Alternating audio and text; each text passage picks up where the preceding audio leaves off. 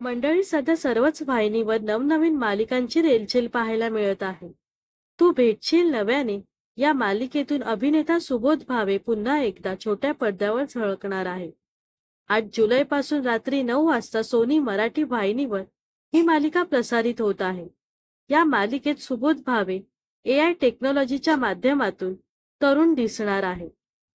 त्यामुळे तो यातून दुहेरी भूमिका साकारत असल्याचं दिसून येत आहे. या मालिकेत अभिनेत्री शिवानी सोनार सुबोध भावेची नायिका बनणार आहे. या मालिकेच्या निमित्ताने एक पत्रकार परिषद भरवण्यात आली होती.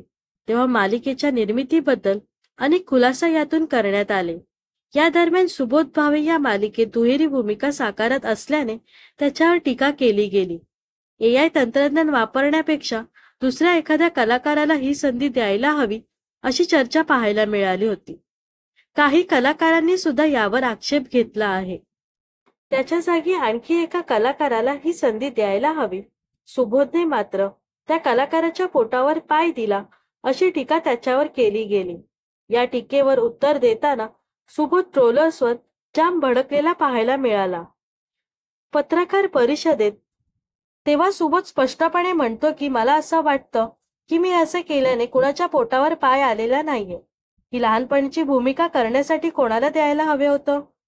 नवीन कलाकारांच्या पोटावर पाय असं जे लोक म्हणतात त्यांना मला सांगायचंय की मराठी इंडस्ट्रीत सध्या 35 मालिका चालू आहेत. त्यातील ही एक मालिका ज्यात मी काम करतोय. याचा अर्थ ज्या 34 मालिकेतील कलाकारांच्या पोटावर मी पाय दिलेला नाहीये.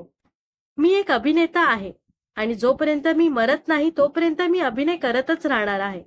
त्यामुळे इन्स्टा आणि फेसबुकवर असलेल्यांनी मला शहाणपण शिकवू नका. मी अनेक गोष्टींचा त्याग करून कलाकार म्हणून बनायला आलो आहे. माझं काही व्यवसाय, दुकानं, बिल्डर नाही मी पॉलिटिक्समधून पैसे मिळवत. माझं पोट यावरच अवलंबून आहे.